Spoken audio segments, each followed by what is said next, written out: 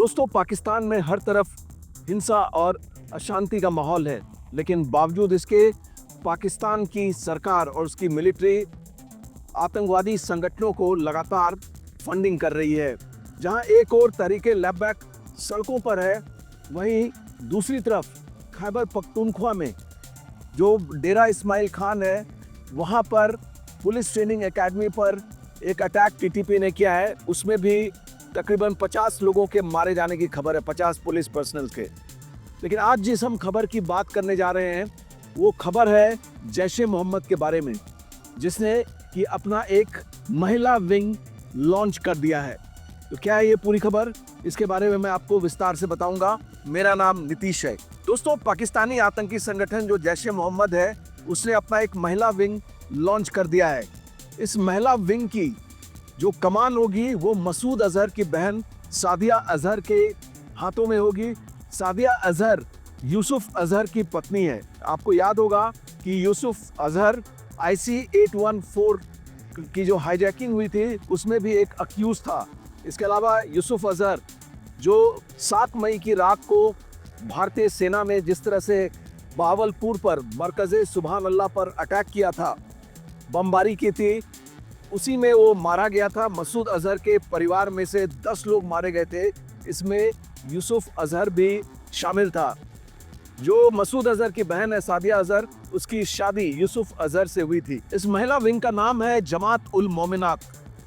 इसका मतलब congregation of believers, Hindi में इसका मतलब विश्वासियों की जमात। जो लोग एक पर्टिकुलर रिलीजन में या एक पर्टिकुलर प्रिंसिपल में बिलीव करते हैं, उनकी जमात, इसका मतलब यही होता है। और इसको जो यूज़ किया जाएगा, जो इंटेल इनपुट्स आ रहे हैं, वो सुसाइड बॉम्बिंग के लिए यूज़ किया जाएगा। महिलाओं के सुसाइड दस्ते के तौर पर, आत्मघाती दस्ते के तौर पर इसका इस्तेमाल किया जाएगा, और साथ में जासूसी के लिए भी इसका इस्तेमाल किया जाएगा। इसके लिए रिक्रूटमेंट्स ऑलरेडी चल रहे हैं। जो कमांडर्स हैं, जैश कमांडर्स, इनकी जो पत्नियां हैं वो मुजफ्फराबाद में, कोटली में, इसके अलावा रावला कोट में और मनशेरा में जो जगह जगह मदरसे हैं, वहाँ पर इनकी पत्नियां जो है पढ़ रही हैं, और उन्हीं मदरसों से इनको पिक किया गया है ये सुसाइड दस्ता बनाने के लिए, जो जमात उल मोमिनात जिसके बारे में मैंने आपको बताया। जैसा कि इनकी प्लानिंग है जैश ए मोहम्मद की, ये हो सकता है कि इनको POK से इन्फिल्ट्रेट कराया जाए कश्मीर में, और वहाँ पर इनके ज़रिए सुसाइड बॉम्बिंग कराई जाए। तो इंटेलिजेंस एजेंसियां जो है भारत की, वो अलर्ट पर है। और ये पहला ऐसा मौका नहीं है कि किसी टेररिस्ट ऑर्गेनाइजेशन का अपना एक महिला दस्ता हो।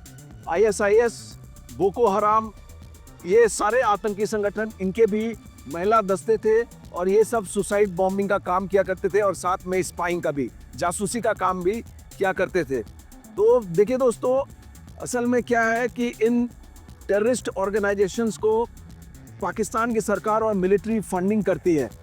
और जो पाकिस्तान में जो कंपनियां हैं, जो विदेशी कंपनियां हैं, एक अमेरिकी कंपनी थी, उसका नाम मैं नहीं लूँगा, लेकिन ये बताया जाता है कि उस अमेरिकी कंपनी ने तकरीबन $30 मिलियन की फंडिंग की थी पाकिस्तान की सरकार को बलूचिस्तान में क्लीन वाटर के लिए। दरअसल पाकिस्तान में अगर किसी CSR एक्टिविटी, जो कॉर्पोरेट एंड सोशल रिस्पॉन्सिबिलिटी के लिए, जो कॉर्पोरेट्स की एक रिस्पॉन्सिबिलिटी होती है, उस पर भी उनको खर्च करना होता है मैंडेटरीली। उनको ज़रूरी होता है कि वो जो समाज सुधार के कार्य में भी वो योगदान करें। इसी के तहत उन्होंने जो $30 मिलियन की फंडिंग की थी बलूचिस्तान में क्लीन वाटर के लिए।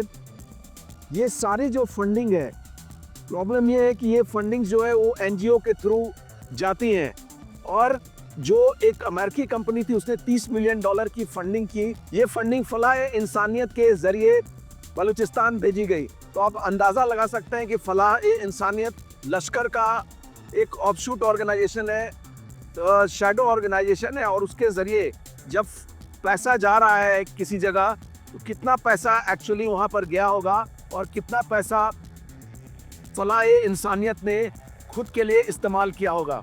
तो अनबरत जो है लगातार ये जारी है टेररिस्ट ऑर्गेनाइजेशन को, और विदेशी कंपनियां जो पाकिस्तान में है वो भी CSR के तहत, कॉर्पोरेट एंड सोशल रिस्पॉन्सिबिलिटी के तहत जो फंडिंग करती हैं, डोनेशन देती हैं, वो भी टेररिस्ट ऑर्गेनाइजेशन के अंडर काम कर रहे एनजीओज के जरिए वो पैसा लोगों तक पहुंचता है। तो ये आधा पैसा या पूरा का पूरा पैसा ही ये लोग हथियार खरीदने में या फिर टेरर रिलेटेड कामों के लिए इस्तेमाल करते हैं, और एक्चुअल जगह जहां पर पैसा जाना चाहिए, जो ज़रूरतमंद है, वहां तक पैसा नहीं पहुंचता है।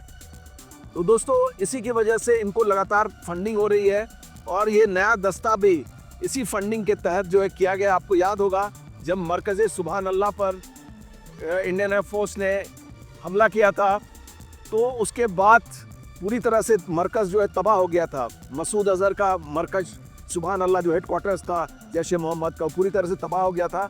लेकिन उसके बाद पाकिस्तान सरकार की तरफ से 14 करोड़ रुपए मसूद अज़हर को दिए गए ताकि इसको रीबिल्ड किया जाए, इसका कंस्ट्रक्शन का काम किया जाए। तो जाहिर तौर से लगातार फंडिंग हो रही है टेररिस्ट ऑर्गेनाइजेशन को, अलग अलग टेररिस्ट ऑर्गेनाइजेशन को, और ये जो फंडिंग हुई है उस पर भारतीय इंटेलिजेंस एजेंसीज की नज़र है, और पूरा जो सिस्टम है वो चौकन्ना है। तो ये थी हमारी आज की खबर। उम्मीद है आपको पसंद आई होगी। अगर आपको हमारी ये खबर पसंद आई हो तो काइंडली हमें लाइक करें, शेयर करें और सब्सक्राइब करें। जय हिंद, जय भारत।